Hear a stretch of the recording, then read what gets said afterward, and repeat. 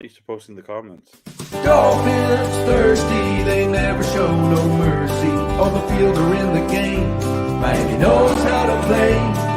Dolphins thirsty, we all get down and dirty. Tell you what you wanna know, it's the Dolphins Show. Quench your thirst for all things Miami Dolphins. They are the football kings, cause they play to win. Come on in and have some fun, whether we have lost or we have won. For all things Miami, it's Dolphins Thursday. Hi, everyone. Welcome to Dolphins Diaries. I'm back. I'm alive. And speaking of people That's my line. I'm the one who's alive.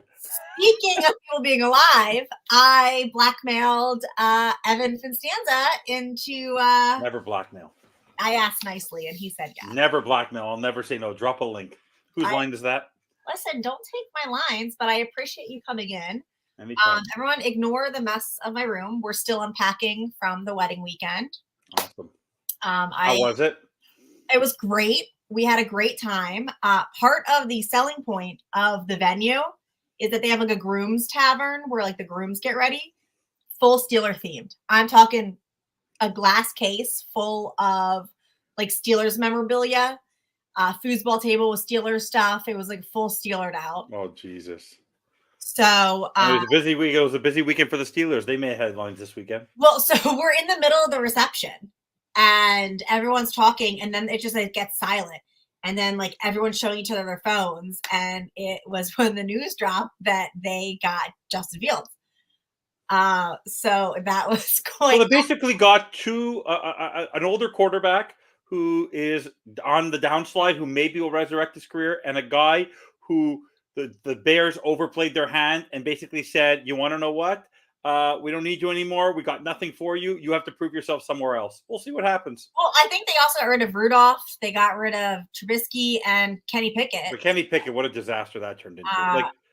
That's not good. Like for a team that's as loyal as they are to their coaches, they hold on to people forever. They literally like recycled quarterbacks this year like I've never seen. Yeah, well, you know what? Look at the Patriots. It's when you lose your superstar quarterback, you're going to go through a couple years, and it's hard to replace. The Dolphins. Did you just say Ben Roethlisberger is a superstar? I mean, you can't. He's going to go to the Hall of Fame. You don't think he will go to the Hall of Fame? But have you seen his Super Bowl playoff numbers? He had a running game and he had a defense. He would name me a tougher quarterback though, because he could take some hits. Have you seen? Oh, no way. I don't know. I think young. Roethlisberger is going to the Hall of Fame. For the Steelers, he was a superstar. He was, he was their Dan Marino. Yeah. So. But it was like we're all in wedding mode, and then it just stops. And news. Was it in Pittsburgh or was it outside? Where was it?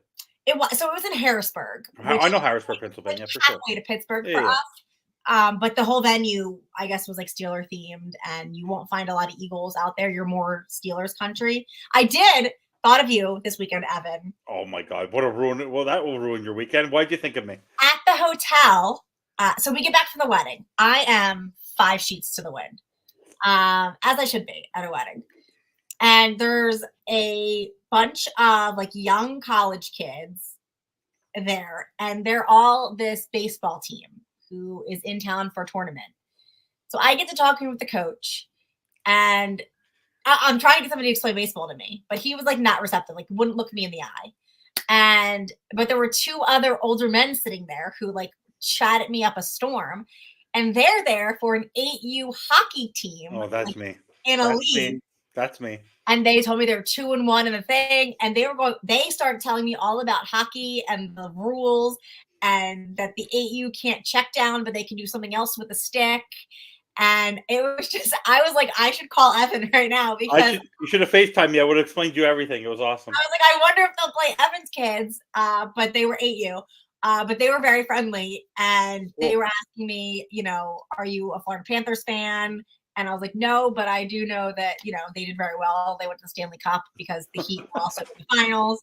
Yeah. But I definitely thought of you because I was like, here I am just chatting it up with some random guy. But they were from Pennsylvania, though. They weren't from Well, Pittsburgh, yeah, but hockey. I understand with Pittsburgh, between the Penguins and the Penguins are very they're a top hockey team. Like people know who they are because they have one of the best players in the world on their hockey team for the last 15 years. So, and then before that, they had probably one of the top 2 or 3 greatest hockey players and to ever play hockey on their team. So and who was an owner of their team. So like it's pretty amazing there. So Pittsburgh's Yeah, I very mentioned fortunate the with that hockey Flyers, team. and they all made a face. So The Flyers are no Penguins. apparently they don't like each other. I learned that. No, they hate each other.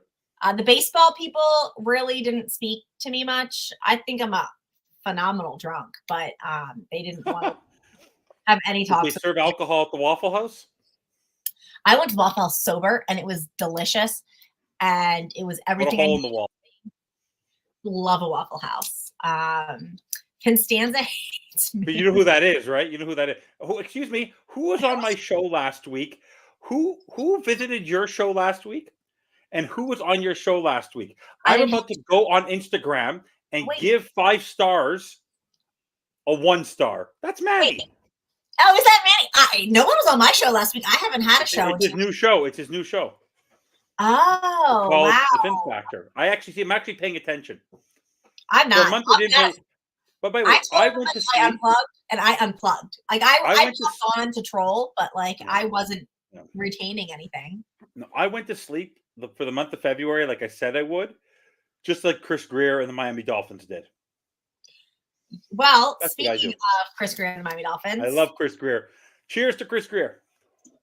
I'm still not on the Chris Greer train. I am. I'm very proud of him. I could not be more proud of a GM. Oh, well, I could be. I'll explain you why. You'll ask me, and I'll explain you Okay. why. Courtney, listen, I don't need a contract because I just am here until somebody physically removes me. So that's my contract is open ended. Okay. First signing we're going to talk about the Dolphins signed a couple free agents. What we'll do is we'll go over free agents, and then we can talk about who we think we still need to get in the draft. Did we actually fill the holes that losing, our entire defense basically created?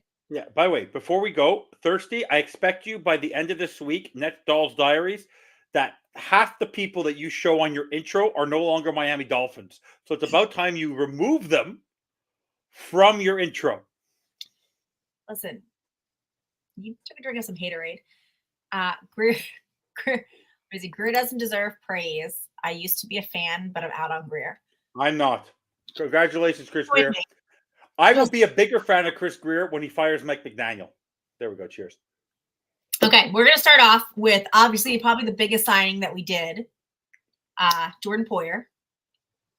Okay. How do we feel about it? I mean, really, we were supposed to get him last year. Now you have. I mean, I don't hate it, but I don't love it. I mean, he's kind of declining in age and productivity, but on the flip side, it's kind of like what I said with X, in that his name garners some respect around the league a bit.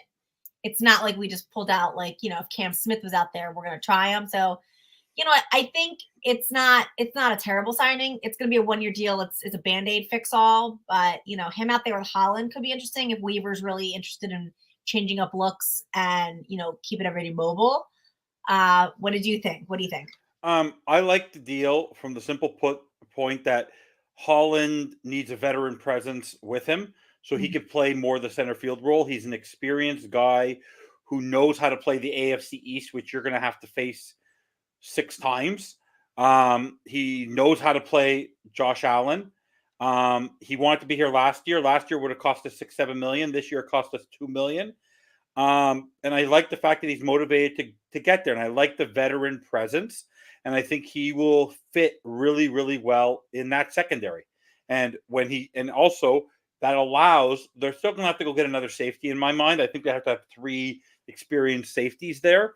But at the same time, Needham can move into that role. So I'm not, if it's absolutely necessary. So for me, I'm very happy with it because for $2 million, it's like literally there's no effort there. They can also draft someone, and there's still quite a number of safeties that are available in the free agent market. I'm eating, Cliff, the remainder of my child's sugar cookies because I'm worth it. Yeah, no, I agree about everything. Also, it pissed Bills fans off, so that was a plus for me as well. But also, he brought Rachel Bush to Miami. I'm not complaining. The amount of thirsty men that are in all that's his brother. His brother's been really funny. If you No, follow, she's trolling. She wrote 10% of Bills fans. She's trolling them. Like I follow her and him now because I think that they're fun.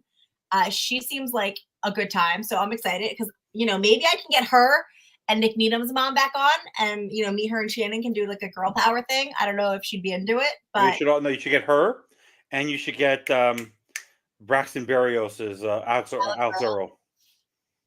That's what you have to combine. That would be an awesome Dolls Diary. I could, but I feel like they're a little out of. I don't feel like they'll read the DM. Like I can send it. I'll send it. You have nothing to lose. You guys have no idea the amount of DMs that I have sent to Dolphin players and their wives trying to get any of them on the show. I think it goes into like the black space of being lost. But I shoot my shot. Good for you. I'm like, hey, come on my pod. Not like dating. Like I'm like, hey, I have a podcast. I'd love you to be on it. But I'll continue to shoot my shot. I don't care. Good for you. The worst they could say is no, and then I'm like, all right, well, I didn't want you on here anyway. Kidding. All right, next up, Shaquille Barrett. Love it. You love it? I don't hate. I actually kind of love it. I like what I've seen. I've been watching some of his film. He's kind of gonna fill in for Gink. I don't think he's the same caliber that Gink was, but I think that he's a different player. Different player. 2-time Super Bowl winner, 1-year contract, there to support Jalen Phillips and Bradley Chubb. He doesn't expect to be a full-time starter. Right. Gink did. I just feel like he's a band. I just feel like a lot of these signings are Band-Aids. No, they're called depth. It's not called Band-Aids. It's called depth. No. Last year in the month of December, we had no depth. This year, we have depth. And I always said last year on all of our shows, I said, I'd rather have a few elite players and a lot of average to decent players versus too many good players and no depth. And that's what happened to us in December last year when in the game against Kansas City, you're going to pick up Justin Houston. It was almost like Brian Flores back in the first year of the rebuild, where he would sign somebody on Tuesday and put them on the field on Sunday. That's what we were doing. So for me, I love Shaquille Barrett is an experienced guy. He's a Super Bowl winner. Experience helps for a defense that's revamping, and that I believe is going to be a rotational type of defense anyways. So I like the signing. All right. How do we feel about Jonnu Smith? Jonnu Smith for me is a speed guy. He's not going to block. I think it's a better version of Mike Gesicki in terms of the fact that he's faster than Mike Gesicki. Mm-hmm. He's not a great run block. He's not a great blocker, but he does have experience in multiple places and has grown as a player, unlike Gesicki, who has downgraded himself, literally going from his franchise tag at $9 million all the way down to 3.25 with the Bengals. But Jonnu Smith, I believe, is a very good piece to have on our team. I think he'll be I think right now he's the de facto third wide receiver until they draft one.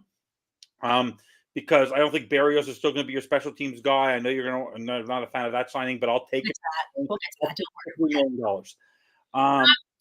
Do we think McDaniel's actually going to utilize him, though? Yes, I believe he will utilize him. Because now that this is a tight end he chose to sign.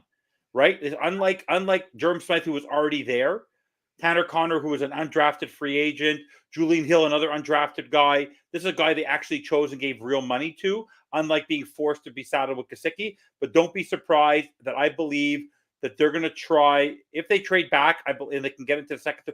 Don't be surprised in the 5th round or something like that, they actually take a tight end and they cut Tanner Connor or anything like that, because I believe they're going to try to find their Luke Musgrave later or Samuel Porta in the 3rd or 4th round to counteract that offense if there's a wide receiver not there, and maybe try a 2 tight end set. You never know. But I like John. I like his speed. And that's what Mike McDaniel craves, right? Right. he So loves I'm speed. I'm happy with that. I'm happy with that pickup. Okay, the next pickup, I like Johnny Smith too. I don't hate it. I love it. And especially if we utilize him appropriately this time, I'm here for it. Jordan Brooks. My favorite signing. Really? My favorite signing. I kind of like that they're saying that he's probably not going to be like a pass rush type. He's going to be. Have you seen? Do you know me? I don't know if I want you to take a guess because you probably don't know. I probably don't. How many tackles did he have last year? Right, Take a guess. How many I tackles? have his sack number. I only wrote down his sacks. So he had 4.5 sacks. How many tackles? I didn't write it down. I'm gonna guess 94. 182. Okay. Do the math. That's 17 weeks of 182 tackles. That means he's averaging 11 tackles a game, which means he's involved in almost every single play. He's a speed guy. He thinks he's as fast as the wide receivers on his team. Him and David Long coming at the quarterback on a blitz, I'd be shaking because he just looks like a guy. If you go watch him with Travis Wingfield on his show, he looks serious. He looks like he's motivated. The cap hit is not that high, but he is committed to a 3-year contract of almost $8.5 million a year, close to $30 million if he maxes out. And he just looks like a guy who's there to play football. He looks like, you know who he looks like? He looks like a guy who would play for Anthony Weaver and the Baltimore Ravens. He looks like a guy and he's played in the Pete Carroll defense, which has always been a stout defense. He's for Jerome Baker, compared to Jerome Baker, he's a better version of Jerome Baker, and he's younger. I love the signing. When I saw him and I watched his tape a little bit, this guy is involved in every single solitary play. He's phenomenal. I like that. I feel like Weaver's trying to bring physicality to our defense. That's the big thing I've noticed about these. Unlike the offense. What? Unlike for the finesse of the offense, they got the physicality of the defense. We'll see. Okay, the next one, the big one, Aaron Brewer. Oh, that's not the big one. I thought the other one was the big one. No, I know. It's just okay. Aaron Brewer. I want to give people feedback on Aaron Brewer. I was laughing.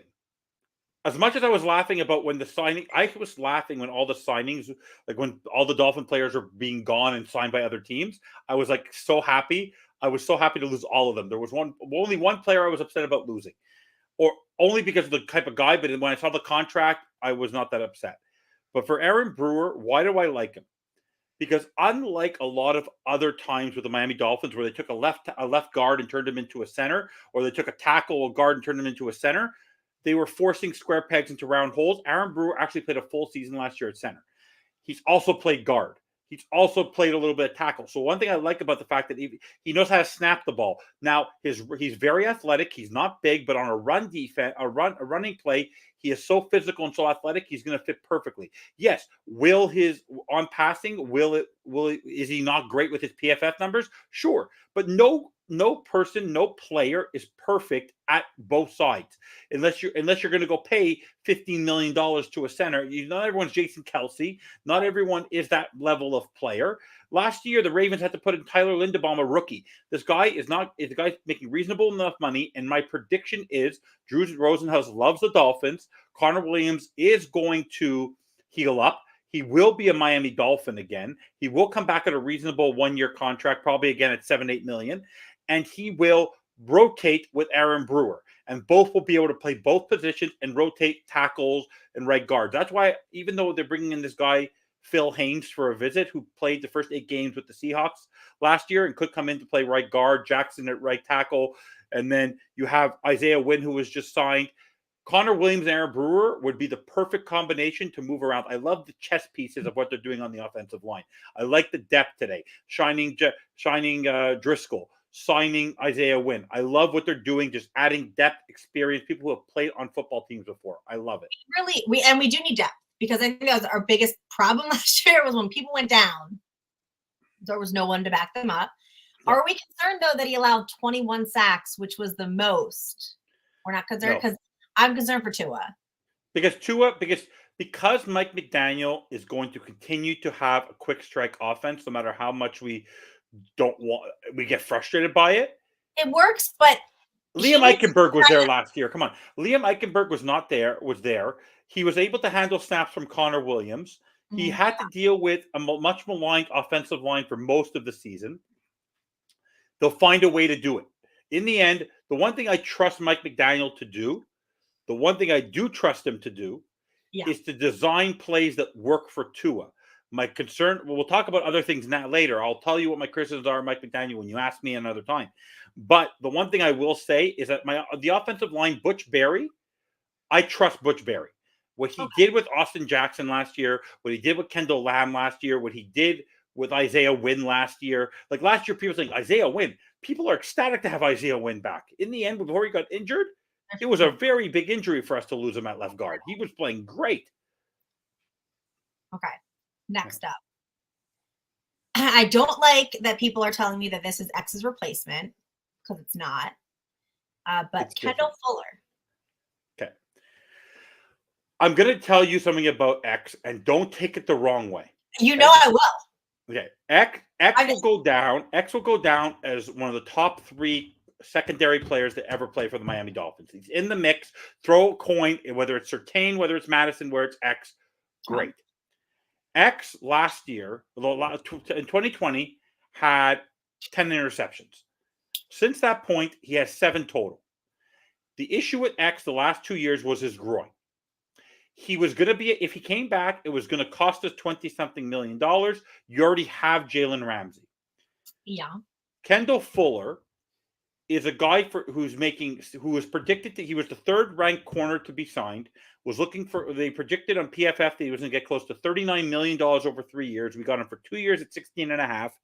He played on a very much maligned Washington Commanders defense, but if you look at his plays and what he's been able to do in his career, and on that much maligned defense, he was the value of what we got for him to play along with Cam Smith and Jalen Ramsey and Nick Needham and Kader Kohu. To tell me that X at $23 million is more valuable to us than Kendall Fuller at $8 million, it's not even close, because you can now go sign for the amount that we got Kendall Fuller for. You were able to go sign all the players that you got on your defensive line, and you were able to sign even a little bit of Jordan Brooks for the same value. So I like the signing because he's very good in zone defense. He's not a great man guy. So I have this feeling that Anthony Weaver is still going to play a zone type of defense. And I believe that X's biggest problem, Courtney, is he's not great in zone. He was better in man. But so was Cam Smith.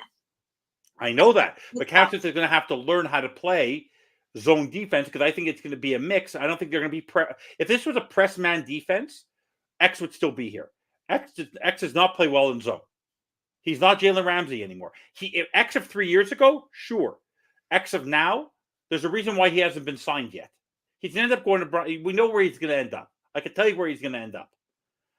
So, and then you'll end up wearing purple. So it's okay. He'll end up with the Vikings. Minnesota? Yeah. I hear he wants to go to Houston, but I don't think they won't have they're not going to sign him. He'll end up with Flores. Flores is going to pick up all his people. I hate. I ain't lying. Listen, calm down. First of all, I look forward to Kendall Fuller. He will never be my ex. I can tell you right now. I haven't chosen a new ex. But X will never be your Cameron Wake. So what's your point? What? X will never be your Wake. No, because I didn't name a child after X. Exactly. But it doesn't matter. They both left me. So they didn't leave you. By the way, X made a big mistake, because X could have still been here probably for 15. He chose to go get 20. He ain't going to get 15. Yeah. He will not get. He's going to get a 1 year. Show me one more deal next year, probably for in the neighborhood of about $13 million, similar to what Chase Young got today with the Saints. Yeah. Well, I think he wanted his last payday, and we'll see. But we don't know if he hated him. My next one either. I can tell you right now, it will not be Jalen Phillips.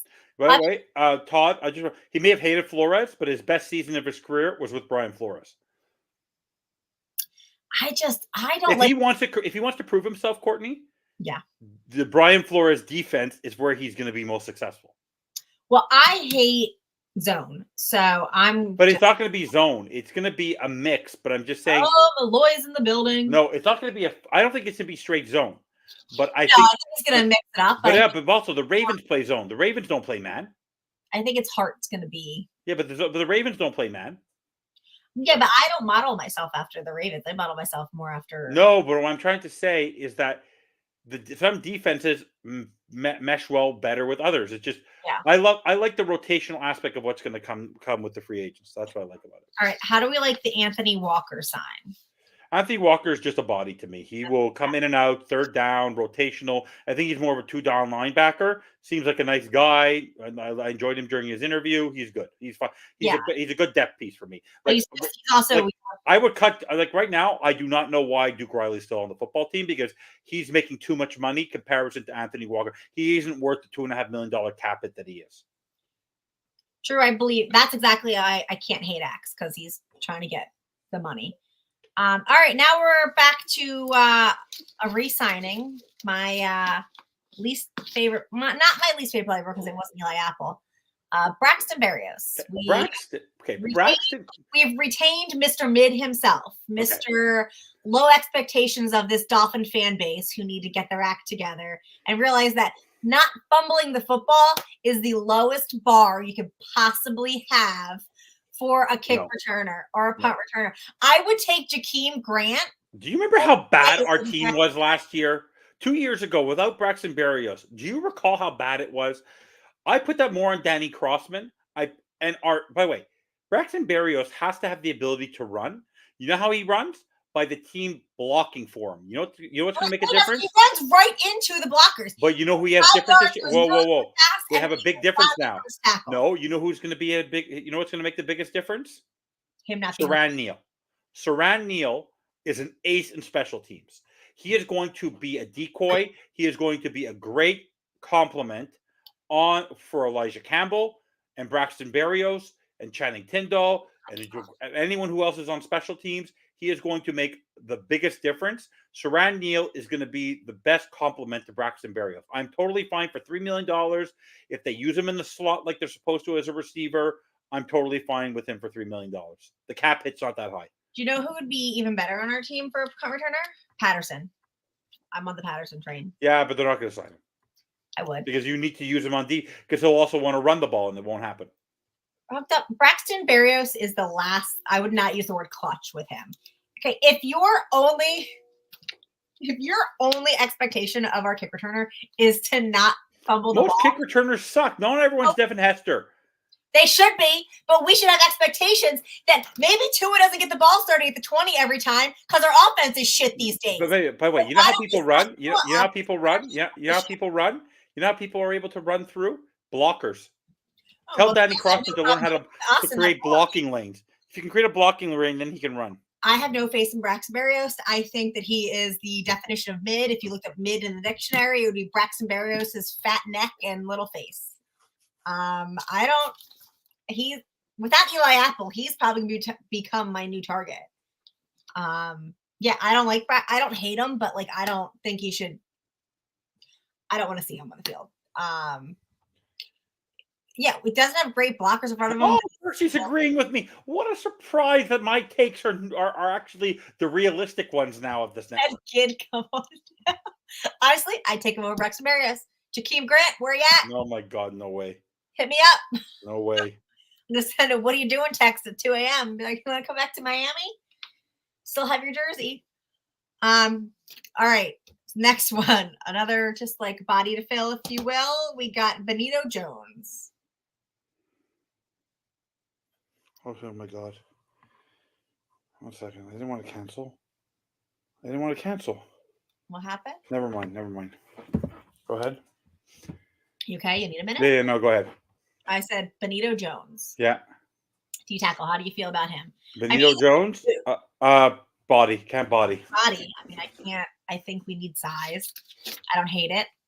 We'll come back to my BFF, Nick Needham. Happy to see him back. I'm glad. I love his mother. But I like that signing, especially if I see less Cater Kohu in coverage. I would trust Nick Needham a little bit more in coverage than Cater Kohu. Okay. So I like that. He makes me happy. Let's see. We brought back Robert Jones. I think everybody was pretty content with that one. I'm very happy to have a healthy Nick back, and he seems pretty determined to get back and prove himself. So, like that. Another Bill, Saran Neal. I like him a lot. Yeah, I mean, I don't hate that one either. But especially for our special teams, as we discussed. Yeah. Crossman still, unfortunately, in charge of that. And he's the worst, by the way. Have anybody figured out what blackmail that he must have on Greer and Ross to still have a job? Who's this? Crossman. No, I truly believe that Crossman is there for consistency purposes. I do believe that bringing back Jake Bailey, you have Blake Ferguson, Jason Sanders. I just think they're looking for consistency in one area. That's the only thing I can convince myself that that's the reason why. And Saran Neal has worked with Danny Crossman. Danny Crossman has been associated to the Bills. I just don't know. I think there's something there. Yeah. I mean, I'm not going to Crossman, but I'm excited. I mean, the special teams, I think, really was one of the weaker aspects that we have. So, I mean, if we could beef it up, we definitely need to, because I love my special teams. I think that can really help the team overall. And I think Tua needs all the advantages that he can get, starting with field position. Okay. You okay? You seem like you had a downer there. No, I was just reading something at the same time. Downer. I'm telling you, I will start to take that. I don't. Honestly, that's all hogwash. I make that joke all the time that he must have something on him. He's just. I think also he doesn't want to. It's also the connection with Flores. I think until that lawsuit is maybe settled, the fact that you don't necessarily want to let go of a minority that could have a role. Like, you don't know. But why are we judging the guy? He's been loyal to the Dolphins for 24 years. He's been there way before. So you have to rely. Yeah. Because he's trash. No, I like, honestly, Chris Greer. No, I was talking about Crossman. Well, Crossman is crap, but honestly, there has to be a reason why. Like, I think it's really the consistency factor. It's Chris Greer on Fortnite. Yeah. You should team up with Tyreek. I can't put on Fortnite. No way. Tyreek loves his Fortnite. Yeah. My kids will be like, Tyreek's live right now on Twitch. I'm more prepared. Thirsty. Malloy comes here 25 to 30 minutes into the show and doesn't say I'm prepared. Evan did come very well prepared. Yeah, all off the top of my head. I haven't looked at one stat. Yeah, Evan's more prepared than Doll is, because I'm still coming off of my hiatus and weekend. So I'm flying by the seat of my pants tonight in my Amendola jersey that I cut up. Because he's not coming back. I have so many jerseys. That's why I don't buy jerseys anymore, because I have so many jerseys of like players that like will never be back on the team, and I'm like, why did I buy this? Yeah, I get that. I'm trying to wear them. I think my goal is to like start wearing them more, just because I wasted money on these people. I get it. What's one jersey that you have that you're like, why the hell did I buy this? Ryan Tannehill. All right, everyone in the comments, tell me what jersey of a former player that you have that Ryan you Tannehill. still look at it to this day and you're like, why the hell did I buy this? Mine is for sure my Amendola, because I don't know what came through my head, but I bought an Amendola. That didn't work out well. I'll tell you, we got more Tannehills. Amendola was less than mid. You're right. You're right. I don't know why I did that. We all make mistakes. All right. So how would you rate Dolphins free agency so far? What would you give them? I gave it a B+. The reason why I gave it a B+ is actually less about the players they've signed, and more about what they more about what they didn't do. So you're asking me the question. I'm going to explain why. Christian Wilkins, $27.5 million. As they say in French, salut la visite. Don't let the door kick you on the way out. Have a nice time. You were a great Miami Dolphin, but you are not $27.5 million great. Because when you have Zach Sealer doing the exact same thing as you, making $11 million, you are not $16.5 million more than your salt, Mr. Pepper. How do you think he's going to do off the Dolphins? He will do well. He will do well because of Max Crosby.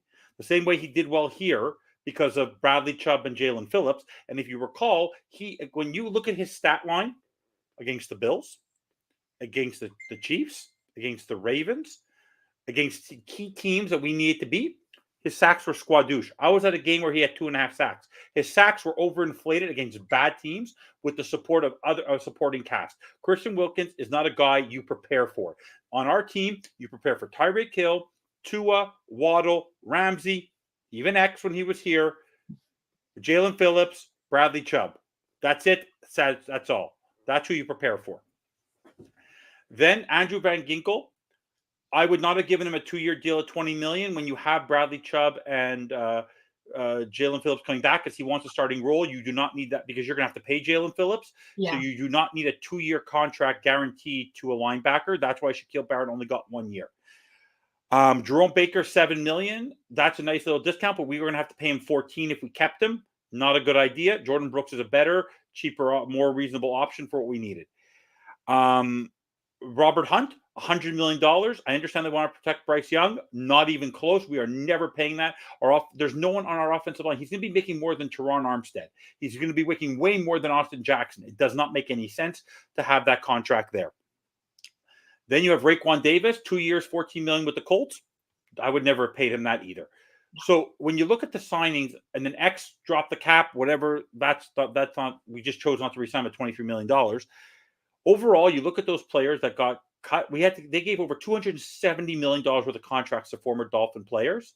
It's wild.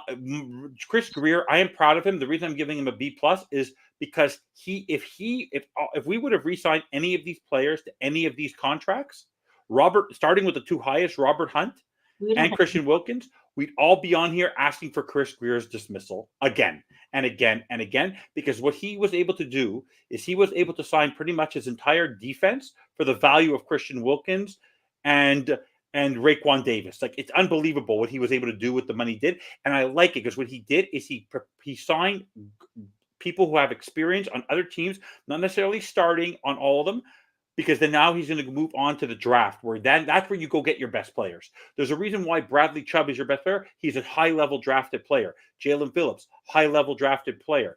Jalen Waddle, high-level drafted player.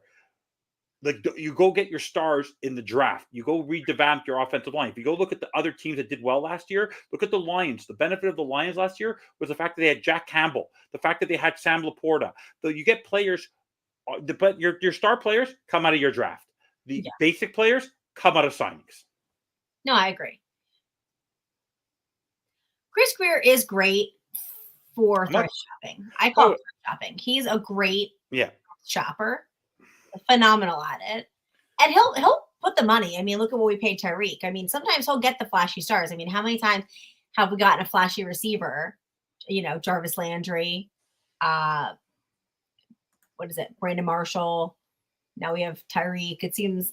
Now here's the thing, though. We have to be careful because Waddle is due to get paid next year, and if the prices are anything like they've been this year, I don't know what next year's cap space is going to look like. But we would be smart to lock Waddle down early, especially if we're losing Tyreek. I think this is the last year of Tyreek's thing. Tyreek's going to come back. I think that. I don't be surprised they're going to restructure. I won't be surprised post June 1st if they want to make a big trade. They're going to get $18.5 million of X's money off June 1st. Don't be surprised because his cap hit is so high next year, Tyreek. If he still wants to play, they're going to restructure him before the start of the season to add another year, and then so next year is not going to be such a difficult year for them cap wise. They'll push the can down the road a little bit further. Hope it's Waddle. I'm no pom-pom homer. Cliff D, come join me on the post-game shows. You go watch the FinTalk Sports Network. Go ask anyone on that network. Pom-poms, I host the Fins bandwagon, but right after that, I host the overreaction wagon. Trust me, no pom-poms. Ask Courtney to ask me about Mike McDaniel. Then you won't see pom-poms. You have been very, very positive today. Because I like the fact I love the month of March. February is so hard, and I like the fact that they're revamping the team, because what drove me nuts last year was the lack of depth, and I like the fact that there's bodies there. And they're not just undrafted free agent bodies. They are bodies that have played on other teams and have started football games. All right, Thirsty wants to know, do we pick up the 5th-year option on Waddle and Phillips, or do we pay? No, we will re-sign both of them we are not going to make the same. Okay. They are not Christian. The difference between them and Christian Wilkins is that they are better than Christian Wilkins. Why? They are players that you are 1A. He's a top end defensive rusher when he's at the top of his game, Jalen Phillips. And Jalen Waddle could be a 1 on a lot of football teams. Yeah, both players you resign. I will riot. Like, Waddle isn't my ex, but I love Jalen Waddle, and I will be pissed if we don't do right by him. Yeah. Hey, CB. No, so honestly, I'm 100% convinced Waddle and Phillips will be signed prior to their 5th-year option. They're different. I'm with you. Like Jalen Phillips will probably get Bradley Chubb money on the other edge, and you're probably going to have to look at Jalen Waddle. You're probably looking at 20+ million easy. Oh, for sure. But I think it won't be happening till mid-year because Jalen Waddle has to get over the yips. He drops the ball too often for an elite receiver. Tyreek did a lot this year. Huh? And he's one. I mean, Tyreek really. Yeah, they both dropped the ball way too hard. Honestly, no offense to Tua, but he doesn't throw a rocket. So it's not like it's hard to catch. That's the one thing about Tua. Even when he throws it to the defense, they're not hard balls to catch. It's not like it's not like it's John Elway. And by the way, I must tell you one thing. If you were to look right now at the wide receiver core of his team, think about this. People were going to equate the Chargers wide receiver and wide receiver core to the Dolphins with Mike Williams and Keenan Allen. Those guys are both gone. At least Tua still has people to throw to. That's true. Yeah. That's true. It was funny, actually, when we did the walkout for the wedding. I walked out with, like, they announced the wedding party and everybody does like a silly dance. I thought of the dance. I hope it's on video. I don't know if anybody caught it on video. They haven't sent it to me yet. But we walked out. We got introduced. I stepped back 3 steps, threw my bouquet with my left hand as a tribute to Tua. And then he caught it, spiked it, and then grittied his way out. But to tribute to Tua, as I did throw it as a lefty, it was caught because I got hands. Dolphins need backup. But that was my fun tribute to Tua.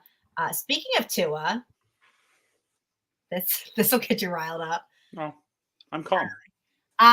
What do we think? When do you think the Tua deal is going to happen, and how much do you think he's going to? Is he going to get? He will get the $50 million deal. He will get 4 years, $220 million, 125 guaranteed, and it won't be signed probably till probably in July. You think July? Post June 1st. It won't be before June. It's going to be sometime in June or July, right before training camp or post mini camp, or OTAs. But it's not going to happen before the summer. And I think they actually want to see him in camp first because he's saying he's going to lose weight, add speed, all this. But they will sign him to probably a 4-year, 220, 120 guaranteed type of contract.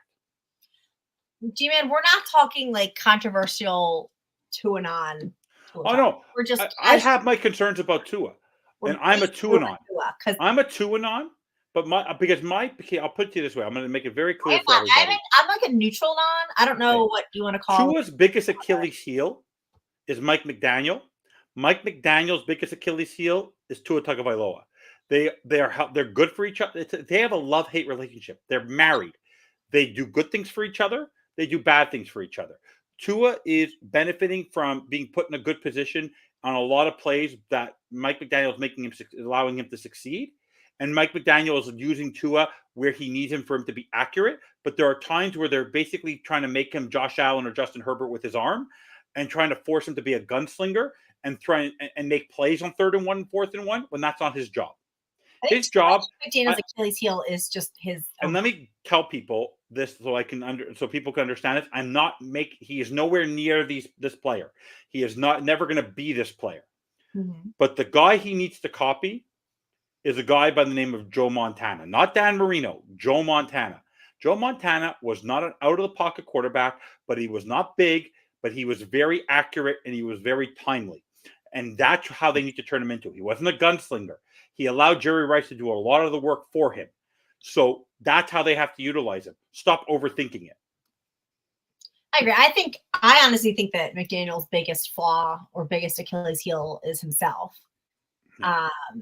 Because he tries so hard to be Shanahan, little McShanahan over there, that I think that he sometimes just tries to outsmart himself.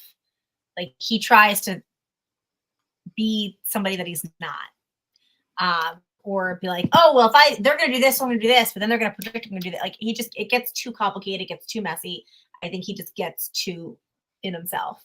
Best thing for like Tua play his game. He's got to play ball. I agree that too. Like I think Tua also has to stop relying on Tyreek Hill. Because that's a well, that's Mike McDaniel. That's why for me, the one guy, if you remember, I said I wanted him to sign, not because of his stature. It was more for his stature than anything else, was Derrick Henry. The reason why I wanted Derrick Henry was to force Mike McDaniel, who I will play that. I'm going to play that clip of him being interviewed on Peacock at halftime of the Chiefs game, where he said, Mike, what do you need to do in order to come out of the second half? We have to have more sustained drives, and we need to run the ball more.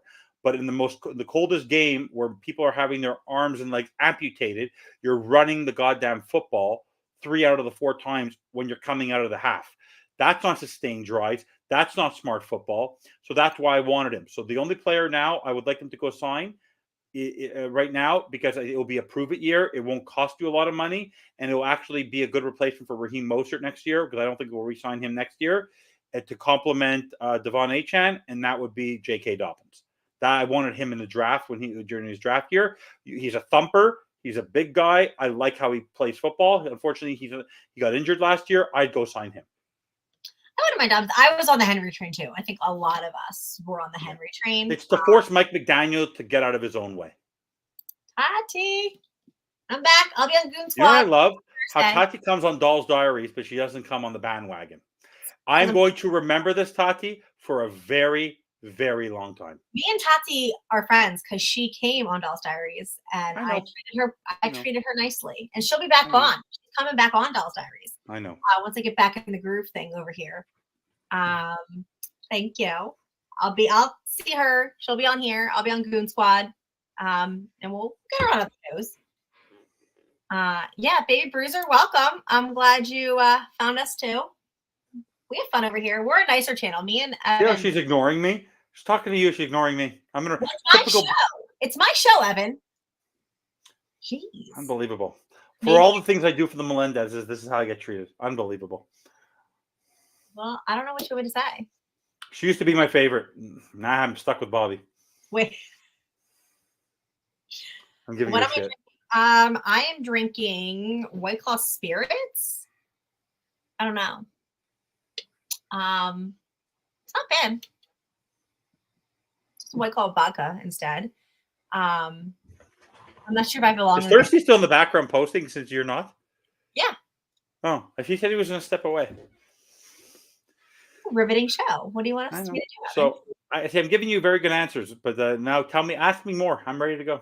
Oh, okay. Well, I was segueing into the draft now. We know who we got for agency. We know the holes we filled there. 21st and 50 or 53. Oh, Finn's sake, thank you. Thanks, man. Thanks, Finn's sake. Where do you want to go? First 2 picks, first and second round, because really by the time we get to like the 5th and beyond, I've never heard of the guys' names. It's really like a luck of the draw there. I would trade back. I'm going to trade back unless certain players. A lot of players can fall. Right. I make the joke that we're going to draft a corner. And one of the mock drafts, I want to actually pick a corner, and Quentin Mitchell. But I will not be happy if they pick another corner, obviously. But if Jackson Powers-Johnson, Brock Bowers are sitting, or Brian Thomas Jr. as our third wide receiver, those are type of players who could fall potentially to us, I would do something. I would not move up. If those players are not there, I'm happy to go back, because in the 3rd and 4th round, we don't have much. So I'm willing to go down in the draft, especially if those guys go off the board pretty quickly.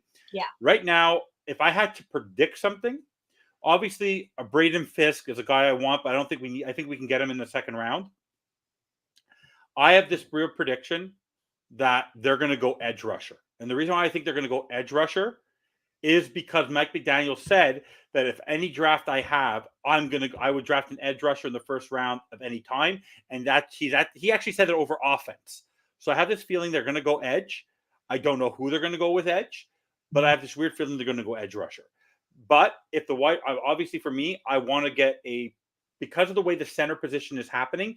If they sign Haynes and they can get Williams, I think they might skip out unless Jackson Powers is there and they're standing them in their face. But I don't think I think he may not be there. I think the Eagles might move up. I think someone to go replace for Jason Kelsey. I see someone going to get Jackson Powers. Yeah. So for me, Brock Bowers is not going to be there, and I don't think Brian Thomas is going to be there. But those are the three players I would go get. But I have a feeling they're going to go defense again. I just have this weird feeling they're going to go defense again. Yeah, I'll be happy. So obviously I want Jackson Powers. We all know that. If he's there, we take him. If he's not there, then I'd be okay with drafting back, but I would not be okay with a receiver or a tight end in the first 2 picks. I know everybody likes that, but I would not be. Message of the day. Can we freeze that? Tati, you're absolutely right. He wouldn't even care who it was. Honestly, if it just wasn't McDaniel, he would take it. But you want to know why? It's because it's almost like Baby Bruiser. That's Jackson Powers who we're talking about. Yeah. By the way, you know what it is for me, Courtney, and I'm going to make it very clear. I like Mike McDaniel. I like him. What bothers me to the nth degree is when it's 3rd and 1 and 4th and 1, let's run the football. The man has never won a football challenge in 2 years. He's a phenomenal play designer, but he's not a head coach yet. And he's in his 3rd year where he was going to be he would have been the perfect coach when Flores started, developing the team, developing Tua, growing into the role like Kyle Shanahan did. He is not a head coach yet. That, like, for me, if someone saw people, I always tell people, if people walked into a room and didn't know who our head coach was, and they saw Anthony Weaver standing there, and they saw Mike McDaniel standing there, they would think Mike McDaniel was the assistant to Anthony Weaver. So his ingenuity is what allows him to get to where he's gotten. And I'm proud of him for that and what he's overcome. But the man says, he literally had the best running attack combined in the NFL last year. Yeah. And in the coldest game of the year, he's throwing the football. Yeah. So for me, the coach is unbelievable in the sense that he gets in his own way. So until he shows me that he's learned how to make challenges, that he has learned how to run the ball on 3rd and 4th and 1 and design a play that involves running and not bubble screens and slants to Tyreek Hill, who gets crushed at the line of scrimmage, and we lose the yards, and then we end up having to punt the ball or kick a 55-yarder, I'm going to have trouble with Mike McDaniel. And Mike McDaniel needs to, I think, and this is my hot take, I think Mike McDaniel needs to figure out who he is as a coach. He's not a head coach yet. He thinks he's Kyle. He thinks he's Shanahan. He calls him saying, if you watched that Super Bowl, the only thing I could think was, wow, it's like I'm watching a Dolphins game with how they're playing. You know how bad Kyle Shanahan is as a head coach in the playoffs? I don't like him. But what he's accomplished, the man has blown 2 2-score leads in the Super Bowls. Sorry, 3. I call Kyle Shanahan Doc Shanahan. Because Doc Rivers is the only coach ever to blow 3-1 lead in the playoffs and lose the series. This guy has blown 3 Super Bowl leads of double digits. He's done it twice with the 49ers and once with the Falcons. This is a guy, I'm telling you this now, it's a hot take. I hate him. The San Francisco 49ers are not winning a Super Bowl with Brock Purdy and Kyle Shanahan as their head coach. I agree. Simple as that. They're not winning. I hope that watching Shanahan lose the Super Bowl wakes McDaniel up and he finally realizes, like, okay, you know what? I came from that coaching tree. I learned from him, but he obviously is doing something wrong. And if I want to take my team to the next level, I need to be a big boy now, put on my big boy pants, and I need to get my own identity because I can't keep defending McShanahan until he becomes McDaniel. And I'm yet to see it. And I know, like, I'm big on the defense and I'm big on a run game, but if I see one more like red zone fade, it reminds me of Pete Carroll in the Super Bowl, where all they had to do was hand it off to Marshawn Lynch. And what does Russell Wilson do? They throw the ball and lose the Super Bowl. All you had to do was hand it to the best running back in the league that year, and you would have won the Super Bowl. Yeah. And the problem is that everyone uses the excuse, or Brett tells me that, we have a crappy offensive line. But we had a crappy offensive line that led with the largest, best rushing attack in the NFL. If you look at combined yards between if Devon Achane would have been healthy all year, he would have had 20 touchdowns. It was unbelievable. So, and a lot of the problems also were our defense couldn't stop offenses from scoring towards the end. Eli Apple, we all know he couldn't cover his own bread with toast. That's his own toast with jam. That's what I say. Because if you look at the team, I want to tell you this right now, and I said this. It's actually ironic you're talking about hockey before the show. Is that Andy Reid? If you look at his offense on paper, overall on his team, they don't have a ton of stars. They have Mahomes, they have Kelsey, they have Jones, they have McDuffie, they have Snead. But a lot of teams have that core five. But they had Rashid Rice, they didn't have a great wide receiver. Pacheco is a late round pick, but he's smart on how he uses his players and sets up his team to be successful. Because hard work matters. The problem with Mike McDaniel's team is there looks like there's a lack of effort and a lack of continuity and a lack of fire. Like I said, the number one thing I heard, there's only one thing I took away from Anthony Weaver's press conference. Right. And I'm so proud. I think it was David Furones or Daniel Alafusi actually asked the question, where are you going to be this season? Are you up in the booth or you're on the ground? Because right now, the Miami Dolphins would have been the number one seed in the AFC had Anthony Weaver been our defensive coordinator that game. Because do you think the Anthony Weavers, the Jimmy Johnsons, the Don Shulas of the world would have ever put up with the lazy defense that they allowed Will Levis to perform on that first drive? That it never would have happened. It never would have happened. And that's why I was so disappointed in Christian Wilkins. And that's when I was fully done with Christian Wilkins, because he was the captain of that defense. He is the heart and soul of that defensive line. And where was he? With Vic Fangio. And I'm convinced Vic Fangio wasn't at that game either. He was at Shady Acres convalescent home. By the way, do they have nice convalescent homes in Philly for him?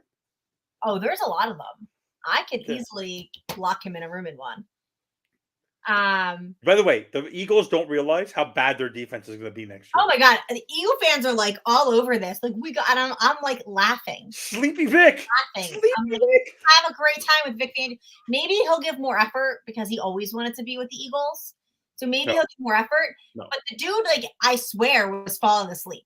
Like, how good was his defense when he was in Denver? Come on. You could have a top 10 defense, but it doesn't matter. We had the number one offense in the league, and we still sucked. We had a number one offense in the league for the first 5 games.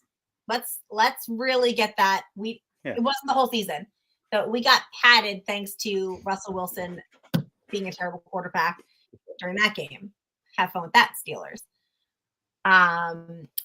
Question: I see some names for the draft. Was it Sweat? Devondre Sweat? Yeah, I would take him. The guy that they call Meatloaf? I don't remember. But Am I getting that? Is that right? Is that Meatloaf? I'll look it up. I don't know. That I'm not an expert in. Because if so, I liked him. Maybe he'll nickname. But he's a lot. But he plays defensive tackle. I really like him. He can play edge. He's a big boy. Like he's 6. He's a great player. Nickname. Do they call him Meatloaf? Yeah, Meatloaf. All right, yeah. Then I like him. I like because there was Kool-Aid and Meatloaf at the combine. I kept seeing posts about Kool-Aid and Meatloaf. No, I'm just honestly, I make the joke that if they're going to take another corner, if they take one more corner, my God! The only thing I want us to take is offense or defensive line. That's the only Or two edge rusher. Edge rusher would work for me too. I consider that D-line in my mind. Yeah, me too. Or nose tackle, because right now your nose tackle is basically Benito Jones, and maybe Deshaun Hand can play it a little bit, but that's about it. Yeah, but I don't want to see any. I saw mock drafts that made me lose my mind. That would say we're going to take Xavier Worthy, and I could see McDaniel pulling some shit like that because of the 40 time he ran. But I watched the kids like tape. He's not great. Other than running like the fastest 40, his actual playability, hands, like his actual motions, the routes he running, not impressive. Bare minimum. Oh, we haven't. Okay. Offensive line. Turning around and going. Okay. I want to clarify for G-Man, who will get mad at me or whatever. Offensive line, even if you get 7 games of Teron Armstead, I'll take it this year. Austin Jackson knows what he's doing. Connor Williams, I bet you will be back. Brewer is a starter. They got Driscoll. They have Robert Jones. They have a core there that's going to work. They have Isaiah Wynn back. They're going to draft someone in the or probably in the second or first or second round at offensive line. It's such a deep offensive line draft, and a lot of teams form their depth over time. Like, for example, there's a lot of play. Robert Hunt is not a $25 million guard. I'm sorry. He's not. But he got it. They overpaid for him. But at the end, I'm totally fine with the offensive line right now because I know they're going to continue to beef it up. Yeah, I would really like it to be. Yeah, a bunch of guys. By the way, you know who offensive line players are? They're just a bunch of guys. That's who they are. If you look at Jason Kelsey and you saw him walking down the street, you wouldn't think he's a star. He looks like another. Right, he wants to look like another guy. I can tell you right now, before Taylor Swift, his house is not in a gated community. He doesn't live far from me. Who? Jason Kelsey. Jason Kelsey is a man's man. Right. Well, I'm saying is he's not Travis. Travis dresses in this sequin suit and Jason Kelsey is stylish. That's not how he is. Their house is not in a gated community. It's literally just at the end of a road that anybody can get to. Nobody goes to it before Taylor Swift. They food shop. Their daughters are in like dance and recital, and she goes and is there. Nobody gives them a hard time. Nobody says anything. Like, they live their life. Malloy, you're in trouble. Before the Taylor Swift stuff, they like. Malloy, you're off the bandwagon, Malloy. Off the wagon. Wait, what did he do? What did he say? This whole 2.3 second nonsense. Oh my God. Well, I mean, get over yourself. Calm down. I want to hear a hot take. I always like. I predict that Tua Tagovailoa runs for over 250 yards next year. All right, that's watch it. Mental. You heard it here first, doll. You can come back to it. March 18th.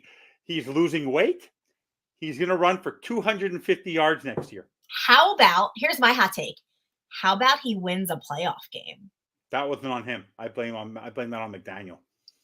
I put it on the entire. You had Raheem Mostert back, and you didn't use him in that game. Raheem Mostert did not see the field. I blame the whole offense, starting from McDaniel all the way. But it starts with Tyreek. Tyreek drops footballs. Like it's a team effort. Tua is one. Okay, yeah, but at the end of the day. By the way, who won? Let me ask you. When you look back at that Super Bowl, who do you think Patrick Mahomes won that Super Bowl, or do you think that that defense was so phenomenal that he was able to? All he had to do was really game manage that at one. Yes, he had to come back, but he didn't go there and dominate the Super Bowl. His defense gave him every opportunity to win that football game. The defense won him that football game, not the offense. Chiefs defense is trash. I think the Chiefs defense was trash. I think it was less than mid. That game? Yeah. Chris Jones? The whole season. Chris Jones.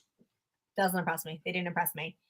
I felt bad for the fact that the 49ers probably played some of the best ball that they've played. Brock Purdy did not make a mistake, did not throw a pick, and they still. He was boring.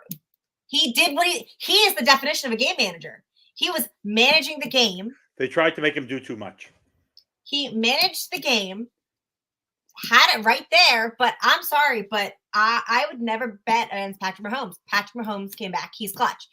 You're right. He's clutch. He is it. He will always bring them back. It's not the defense. It's nobody. It's Patrick Mahomes will always bring his team back. He will always set his team up for success, especially in the postseason. Especially in the postseason. By the way, you can't judge the Chiefs, by the way. They went on the road and won every game on the road. Every game on the road. This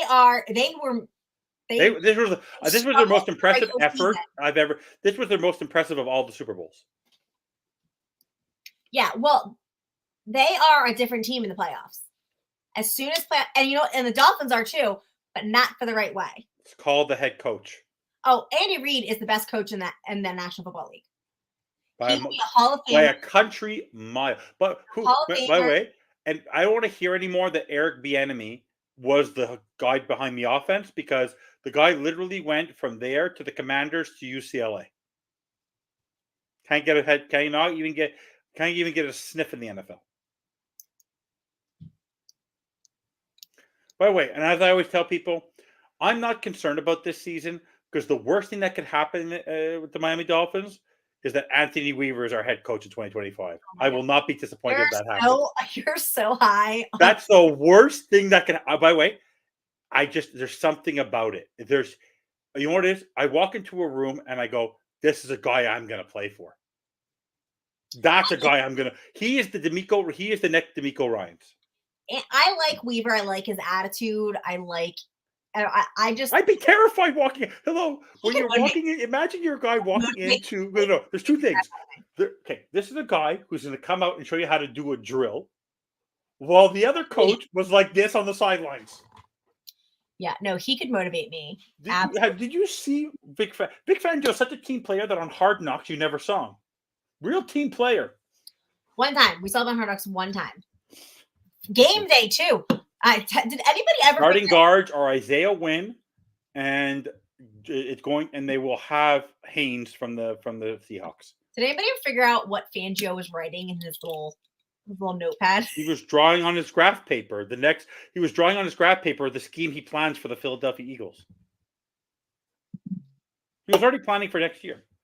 The Eagles can go somewhere with him and have at it, because I would literally go to an Eagle game and just sit in the fans and heckle their defense. What would happen, though, if you hear breaking news, X reunites with his BFF, Devontae Parker, and signs with the Philadelphia Eagles? I would riot. Guys, do whatever you can. Go on X and tell X to sign with the Eagles, guys. I wouldn't go down. Fly, Eagles, fly. I know Eagles, where the players come out at the end of an Eagle game. I know where they come out in the parking lot. If you think my ass wouldn't be sitting right there in my orange Xavier Howard shirt, looking him dead in the eye and being like, Xavier, we're going to have some fucking words, and it's not going to be like the words after the girls in strip club. Eagles, just to troll you. I'd riot. Listen, if you want to end our friendship now, that's fine, but I would riot. But I'm too nice. You can't get mad at me. It's all good. I would hope. Can't stay mad at me. I would hope for the downfall. Can't stay mad. Eagles organization. Can't stay mad. Let's see. Where are we at? Okay. I have her stumped. What? You do. I think I'm like, all right, we did draft. We covered the draft. And but there was another question I was going to ask you. And now I am. About who? In the Philly area. Yep, I am, unfortunately. I'm overall though. What grade would you give the Dolphins right now in free agency? I gave it a B+. What do you give it so far? I'd probably give it a C+. You sound like Malloy. I'm a realist. But I'm also biased. I'm still not over the X situation. And I don't think that we've plugged all the holes that we needed to. Oh, but you're not supposed to. That's what the draft is for. And yeah, but we don't have enough picks in the draft to still fill. But that's what. Yeah, but do you realize that post June 1st we have $18.5 million coming to us thanks to X? Yeah, but who are we gonna get? Do you know how many players are still available? Kendall Lamb will come back. Connor Williams will come back. We're gonna beef up our team post draft. It's all gonna be fine. Ohio John. Maybe Odell Beckham will come here on a show me contract. I'm a fan with an Eagle fan attitude. So I will be just fine. Because I love Kensington. You know, G-Man, you do seem like the type that would hang out in Kensington. I believe that. I believe that. I could see you out there like zombied out on drugs. That's a scary place to be. I don't know if anybody's ever been to Kensington, but that's like the drug central of Philadelphia, where they like let you just. I live in Canada where smoke weed wherever you want. No, not like weed drugs. Like I know. fentanyl, meth, fentanyl, heroin. Like they like let you do it actively in the streets. Like it's God. like one of those drug-free zones that they're doing. That's very exciting. Yeah, it's right. It's not too far from the stadium. But overall, I'm content because of what they didn't do, not necessarily what they've done. But Yeah, what they didn't do. I am happy. I was sad to see some of those guys go, but once I saw the price tag associated with them, I was happy we didn't overpay for not one player. Any loss. I was not like I usually get upset. You know how I get upset. No, Jordan's getting upset, but you, Evan. But there was not one player where I said, "Damn it!" Like there wasn't one. There wasn't Chase Claypool one. was not the letdown. Mike McDaniel not utilizing Chase Claypool. Wait. Chase Claypool could still come back. The problem with Chase Claypool is he hasn't maximized his effort yet. I would like to see Claypool come back, and I'd like to see him utilized in a tight end type middle of the field. He hasn't proven anything yet. That's the problem. He's underachieved. I think he would just be a good big body to throw the ball up to. Like if Malloy's 2.3 seconds are ticking down and Tua needs to get rid of the ball, I'd rather throw it to Chase Claypool up above defenders than Tyreek, who's triple covered and will not touch that ball. How would you feel, by the way, totally off topic of Miami Dolphins, how would you feel if Caleb Williams pulled an Eli Manning? That the Bears want to draft him and he refuses to go there. Because who are they going to go get? They played their hand so poorly. I don't think a Drake May or what's his name, the guy from LSU. I'm trying to blank all of a sudden. Jaden Daniels. I don't think they're Caleb Williams. So like I think I would if I was him, I like what they've done in Chicago with John Joseph. Maybe I just to pull it on them. He doesn't want to play in the cold. He wants to play in the warm. I don't think he'll pull. He might want to go home to Washington, or he might want to go play in Washington. He's going to be like the next Johnny Manziel. Just an absolute. You think he'll be a bust? An absolute bust. And I think it's going to start with his personality. And I think he's uncoachable. I think he has an ego. I think he thinks he's a better quarterback than he actually is. And I think he's going to get into the league and it's going to be a wake-up call. And I give him 2 years. And, look at Kenny Pickett. How do you feel if you're Justin Herbert today? Kenny Pickett is a better talent than Caleb Williams is.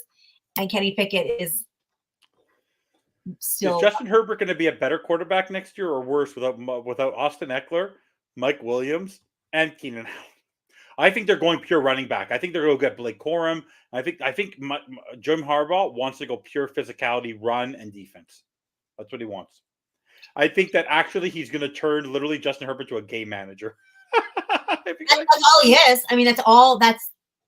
If you want to utilize Justin Herbert, game manager. That's all you. Let me ask you, But I'm telling you, mark my words. Caleb Williams is going to be the next Johnny Manziel. He's a bust. Him and Johnny Manziel came into the league, egos high as can fucking be, thought that they were the best thing ever, thought they were going to be the greatest quarterback that ever hits. They don't put in the effort, and they're going to fail. And he just has what I like to call a very punchable face. Yeah, that's true. By the way, you know who I'm proud of? I'm very proud of Baker Mayfield because to this day, he is better for the Tampa Bay Buccaneers to get $30 million a year from them for 3 years after the way he was treated, bouncing from Cleveland to the Rams, to the Panthers. The fact that he got that contract, and I think he's more worth the value than Deshaun Watson. Honestly, I think Cleveland, if they had to do it over again, would still have Baker Mayfield. Baker Mayfield's killing it. I mean, I wish him nothing but the best. He's in the right place. You want to know why? He's in the right place at the right time. Mm-hmm. But in the end, for me, my number one concern on this team isn't the defense. It's not the wide receivers. It is one thing. Mike McDaniel, running game. Mike McDaniel, run. Mike McDaniel, Run. Devon Achan. I never thought you GM. If Devon Achan does not have 1,200 over 1,000, if we don't have 1,000 yard running games next year, it's a disaster because this team is made to run next year. Austin 100%. Jackson, Aaron Brewer, Isaiah Winch, Ron Armstead. This is where they shine. They shine when you're running. 100%. Oh no, I want to be a run first, ask questions later type team. Yeah. So and what was the other question you had to ask me? I forget still. Okay. I'll remember after the show. I'll text you like the middle of the night. Okay, no problem. Like, now I remember. No, but I like with Achan and Mozart, I think that we will continue to have the best run game in the league. And I think McDaniel needs to embrace the fact that we don't have to rely on Tua. We don't have to rely on Tyreek. We can rely on a run game and have Tua and Tyreek complement the run game and, make some new plays, get fancy, do whatever you need to do. But remember that, ground and pound. Like the trenches are where games are won and lost. And it doesn't need to be high flying reverses and 8,000 motions. It can literally just be running the football down someone's throat. Mm-hmm. And I really think that that's what you got to do. That's where I stand. I'm a big ground and pound fan. Who's your least favorite signing so far, and who's your favorite signing so far? I think I don't really have the least favorite. It's just some of these guys are just like, like we said, because there was no contract that was bad. Like just bodies, like it's fine. Yeah. I think my favorite is probably Jordan Poyer. I think I just like it. I like the signing. I wish we had him last year. And part of it is just because it pissed off Bills fans. And honestly, I'm a petty bitch. And I think it's funny that we pissed off Bills fans. And they lost a lot. They lost way more than we did. Mitch Morse, their center, is gone. Jacksonville. Gabe Davis is gone. Jacksonville. Davius White is injury prone, but he's gone. Jordan Poyer, gone. They don't have much on the team. You missed my rant. I'm not happy about it, but he's back. Okay. Braxton Berrios. Or another hot take. Braxton Berrios will return a punt or a kickoff for a touchdown next year. Evan, if that happens, I will Venmo you $20. $20. I'll Venmo you $20 if you return. And if it doesn't happen, I will PayPal you $20. There we go. I don't use Venmo and cash. All right, I can PayPal you then. Whatever. Okay, we have a $20 bet. Book market, whatever. Or whoever, or you're coming down. Well, we're gonna have to all find a way to get down for fan club weekend. The person owes him the first 2 drinks. If it because it'll probably be it's gonna happen. Watch this. Wouldn't it be funny? He's gonna do it fan club weekend when you're there. Fan club weekend, yeah. When you're there, wouldn't be surprised. We still don't know when that is, but that'll be announced. Tati, you have to know where your loyalty is. I feel like Tati, I'm prettier to look at than Bob. No, but yeah, not for sure, not me. Could be Thirsty. I'd give it to Thirsty. But you should be helping the minority. I'm the lone Canadian around the Fins Network. You don't see many Canadian shows that talk Dolphins. Is there a reason for that? Van Ginkel, honestly, Van Ginkel was good, right? But he wasn't great. I liked Van Ginkel. I liked his personality. I liked his attitude. But he'll get a chance to shine where he's going. He will never shine here because he's not Jalen Phillips. He's not Bradley Chubb. Simple as that. Yeah. And Jake Bailey, all I'm saying for me, I'm okay. The reason I wasn't upset about the whole Jake Bailey thing, everyone, is the fact that he holds the ball for Jason Sanders, and Jason Sanders really improved towards the end of the season. I forgive Jason Sanders. So, and I told people that if I am there for fan club weekend, I will be wearing a Jason Sanders jersey. Will you be wearing the Jason Sanders jersey? The official Jason Sanders jersey. And I will get it signed by Jason Sanders. Will you be able to meet him? Why not? I'll go to the I'll go to the what do you call it? Where the entrance, and I'll hold down the jersey. Jason, I got a story for you. I'm gonna try to get probably Nick Needham. I'm gonna get Shannon. Can you get The Nick? problem with Nick, I'm happy for Nick, but he has to show that he could play Right. a starting position. He can't just be a body anymore. No, he has to put out. But Like I think he's behind Kader Kohu in the depth chart. Like that's and he's ahead, and he was there before him. So yeah, but technically, Cam Smith was ahead of Eli Apple on the depth charts if you looked at it, because I sure as fuck did. no, but Cam Smith didn't work because he wasn't a veteran. There's so many sports where you want to play the people who have played before. That's it. Also, he wasn't his draft pick. You know for a fact that that's not who Vic Fangio would have taken. So that's proof. He did get it. There were some times where you needed Wilkins to show up, and he didn't show up. And you're sitting there like, what are you doing? Same with Chubb. A lot of people, I think at the beginning of the year and last year especially, thought we wasted our money on Chubb, and some still think we do. But then he started to show up and show out. But I think the same problem can be with Wilkins, is that they just didn't show up and show out. He's trying so hard to be stealthy. He's really they're both in. Yeah, they wanted to watch the podcast, and I told them no, they should be sleeping by now, but They're I'm not going to fight with them. Look how cute. Mine wanted to be too, but I told him to turn on the Heat game and tell me what's happening. Let me see what their note says. My hand hurts a lot. My hand hurts a lot. And I can't tell you possible if you can help me. Well, the Heat are losing. Go rest over there for now. Okay. The Heat are losing, and that makes me that doesn't bother me much. Bothers me a lot. Anyways, hold on one sec. Just give me 30 seconds. I'll time you. Just 1 sec. Is that a cat? Me? Wait, who? Cliff, where's their cat? I do have a cat. All right, guys. What? Let me see. Hard Knocks, Raw fans, close players. I'm right here. Do you have any guesses? Leave the door. Anything in chat? Any guesses on who is going to be Hard Knocks this year? Hard Knocks. Yeah, it has to be a team that didn't make the playoffs. Right. Sorry. I think it's going to be a team, or it could be a team that made the playoffs and lost. Yeah, lost. So I have a feeling it will be. I'm going Steelers with that. No, I will. It will be. I'm trying to. Let me look at the NFL. 1 second. I predict it will be. I think Steelers with the Wilson Fields. I think it's going to be the Bengals. The Bengals. Oh, with Burrow coming back off of his injury. Yeah, they do love a comeback. I think Bengals.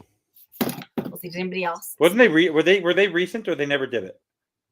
I don't know if they've done it. Hard Knock season. Let's just say hard. All right, Raph thinks it's going to be Saints or Tampa Bay. I can see Tampa Bay with the Baker. No, they made the playoffs. They made it.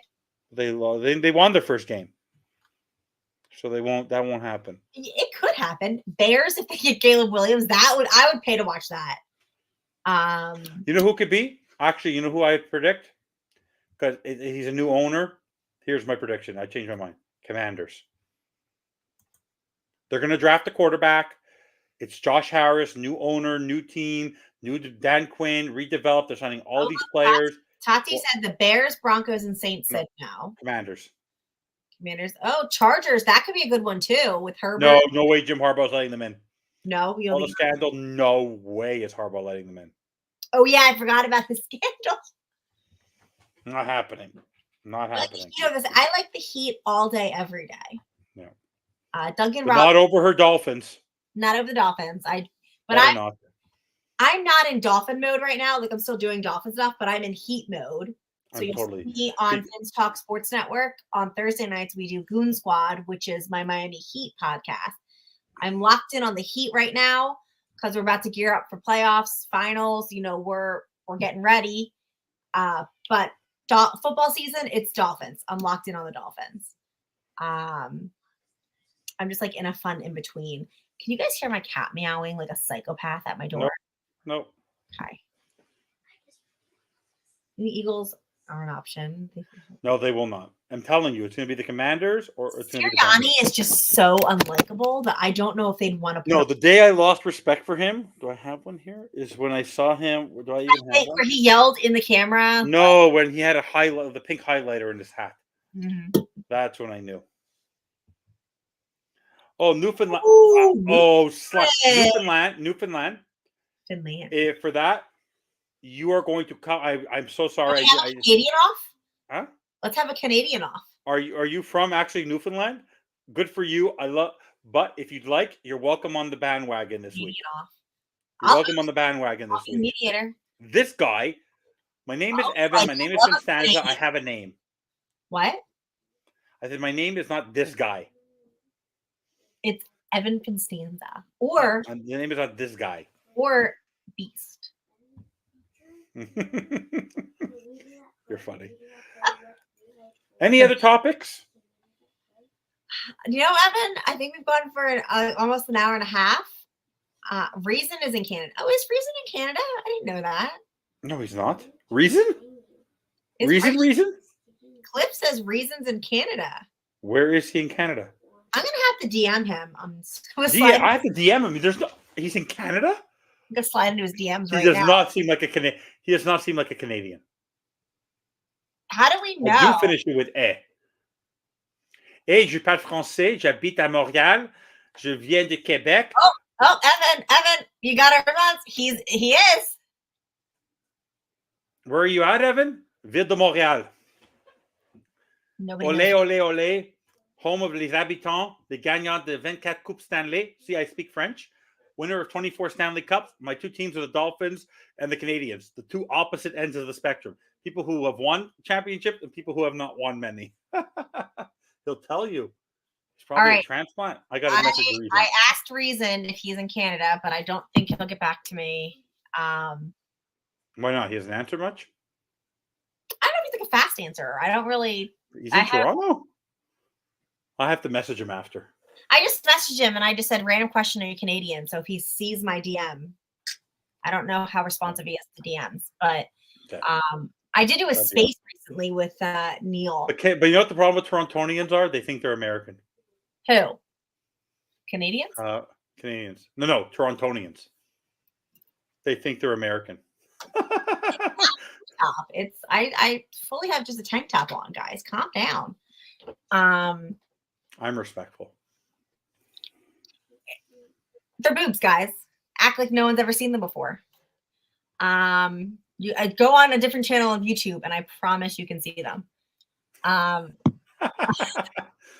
you're trying to class up the network. You're trying to class up the networks. Yeah, I'm just, I'm bringing a little feminine energy since Tati doesn't like to come on the screen all the time. We're working on it. But yeah, so I guess, we've been here for an hour and a half. I want to thank Evan. That's nothing for us. I know, really. We can go hours. Anyway, I thank everybody for joining us. As always, I'll be back Mondays, 7:30, 7:45-ish. It fluctuates depending on life. Evan, where can they find you? Where can they find me? Yeah, where can people find you? I pop up where you might want me. If people ask me to come on, I'll be there. But usually you'll catch me on Thursday or Friday night on the Fins bandwagon with Fish Tank Hank and whoever other guests who want to join me and have a good time. I'll pop in on all throughout the Fins Talk Sports Network, but you might catch me on some random shows. Whoever asks me to come on, if I'm free, I will be there to talk anything they want to talk about. All right. Well, as always, thank you guys for joining us. Fins up, and I hope everybody has a great night, and we'll see you next week. Except Mike McDaniel. Dolphins thirsty, they never show no mercy. On the field or in the game, Miami